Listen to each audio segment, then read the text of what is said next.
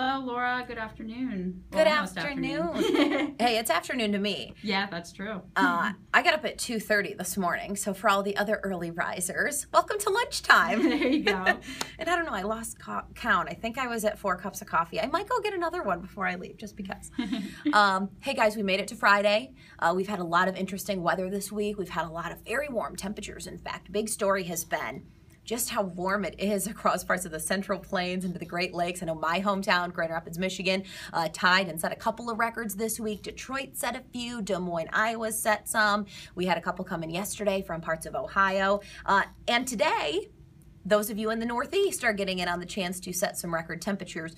Yes, it's been warm for the past couple days. In fact, we've generally been adding a couple of degrees from Monday right on into today, but it just so happens that today was the day that the records were the lowest and the temperatures planned to be the highest, so we have a better chance to make it to some of those. So what are they? Well, we'll show you here. I'll forward this in. Philadelphia, current record is 79 from 1948. Just check the temperature. It's already 70 degrees there with a mostly cloudy sky, so warming up quickly. Washington, 78 degrees, set in 1948. We have a chance to, right now we're forecasting we would tie both of those records. New York City's record today is 74 degrees. We're forecasting mid-70s there, so also a chance. Albany to Boston, not out of the realm of possibilities. You could tie or set a new record by a couple degrees. Richmond, Virginia's is at 81. That one's going to be tough, but if they get a little period of sunshine, it's also certainly not impossible there. Now, I know it's Friday. Everybody's going, hey, the weekend is one day away. Is it going to be just as warm tomorrow? Sorry, guys. Not quite as warm tomorrow. But here's the thing. This is so interesting.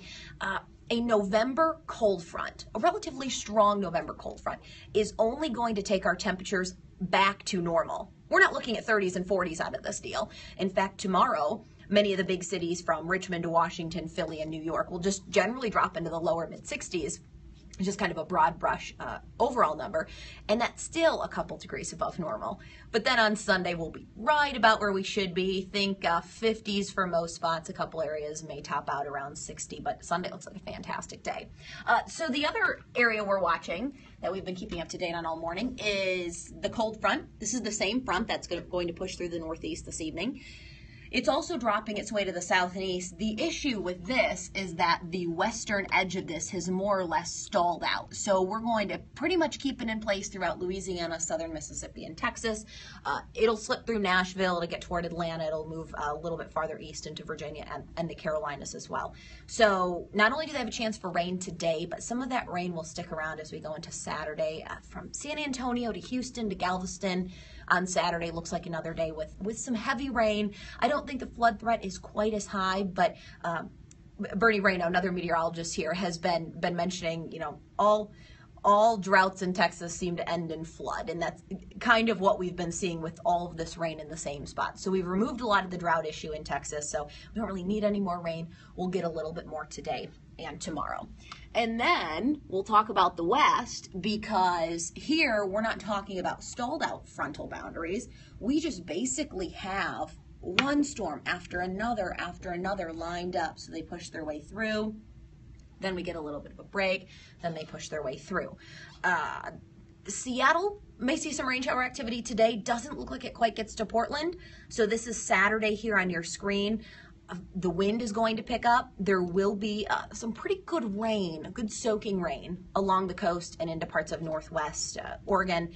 Snow levels, okay, they're going to be dropping, but for most of tomorrow, it seems as though they're going to be above pass level. So above Snoqualmie Pass, above White Pass, above Stevens Pass, the main ones in Washington State. With cooler air draining in behind this cold front, snow levels are going to fall here Sunday to perhaps around 3,500 feet, and then a little bit more even Sunday night into Monday. It's a close call if we'll get to Snoqualmie, which is a little bit above 3,000 feet, but it's a possibility. And then we get a little bit of a break, and then we'll have another system push its way in. So that's just a quick roundup of weather around the country as we head into the weekend. All right, Laura, thanks so much for updating the Periscope viewers here. We got a lot of hearts, a lot of people thanking you for the update. I hope you guys have a great weekend. All right, thank you.